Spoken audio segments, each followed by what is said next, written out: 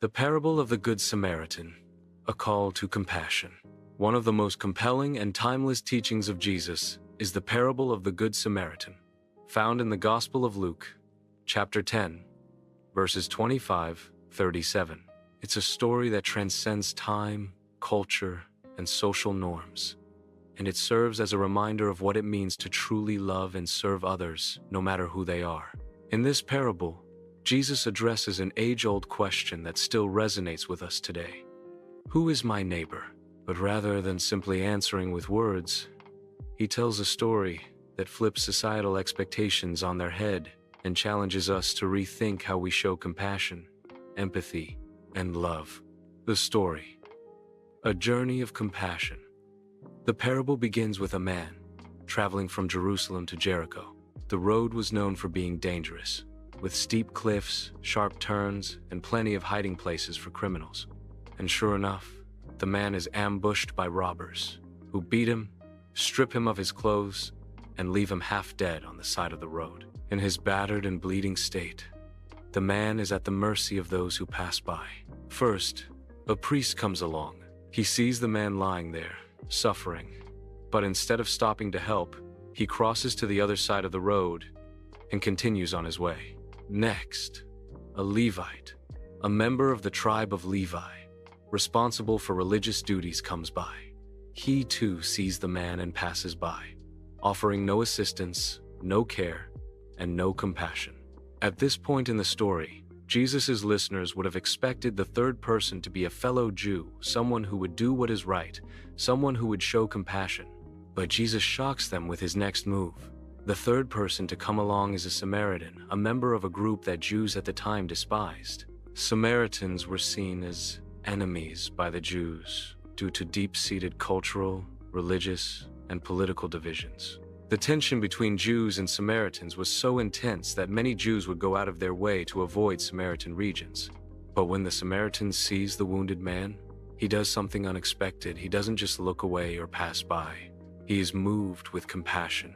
He stops, tends to the man's wounds, pours oil and wine on them to cleanse and soothe the injuries, and bandages him.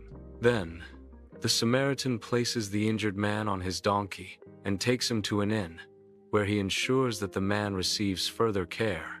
Before leaving, he even gives the innkeeper money to cover the costs, and tells him, "Take care of him, and if you spend more than what I've given you, I will repay you when I come back." The lesson behind the parable. Jesus ends the parable with a question for the lawyer, who asked him, "Which of these three do you think was a neighbor to the man who fell into the hands of robbers?" The lawyer, now recognizing the truth in Jesus' story, answers, "The one who had mercy on him." Jesus replies, "Go and do likewise." The lesson here is simple yet profound. True compassion knows no boundaries. The Samaritan, a person from a group despised by the Jews, became the hero of the story because he was willing to act with mercy and love, despite the social divisions that would have encouraged him to ignore the man. The priest and Levite, who should have been the ones to show compassion, chose the path of indifference, too consumed by their own priorities or fears to help a fellow human being. Jesus is teaching us that love and mercy should extend beyond our comfort zones, beyond the groups we belong to, and beyond the people we know.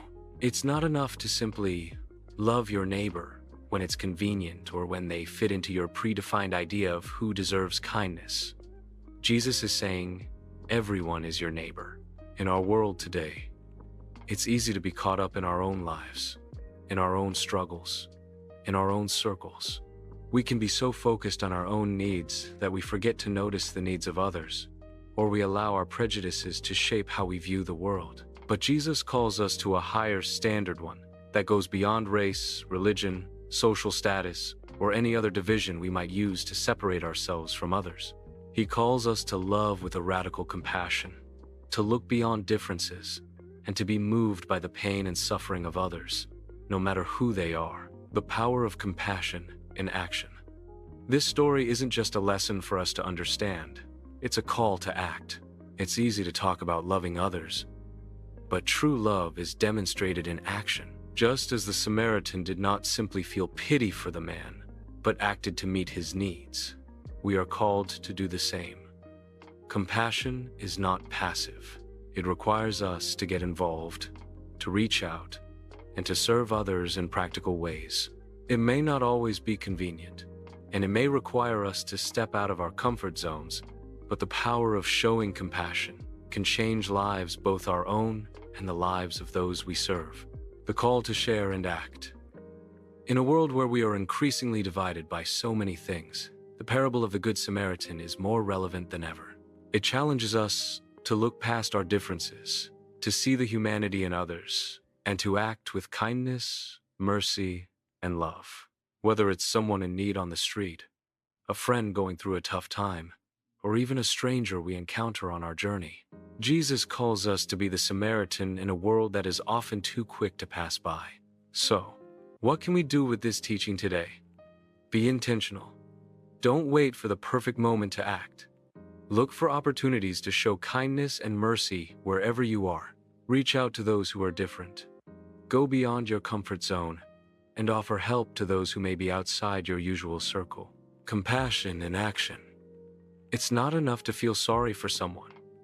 Take action, whether that means offering your time, your resources, or simply your listening ear. If this message resonates with you, if you believe that compassion and mercy are vital in today's world, then I encourage you to like, share, and subscribe. Let's spread this message of love and kindness far and wide, because when we choose to live with compassion, we become a light in the world and we make it a better place, one small act of kindness at a time.